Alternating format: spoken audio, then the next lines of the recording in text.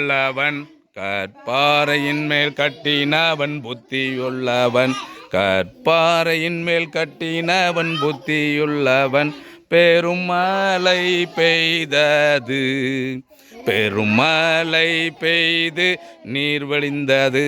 பெருமழை பெய்து நீர் உயர்ந்தது. பெருமழை பெய்து நீர் உயர்ந்தது. அந்த வீடு நிலைத்து நின்றது.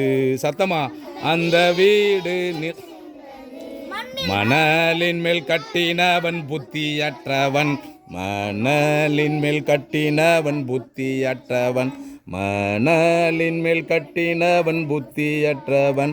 பெருமழை பெய்தது, பெருமழை பெய்தது. பெருமழை பெய்து நீர் உயர்ந்தது. பெருமழை பெய்து நீர் உயர்ந்தது. பெருமழை பெய்து நீர் உயர்ந்தது. அந்த வீடு அழிந்து போனது. சத்தமா, அந்த வீடு அழிந்து போனது.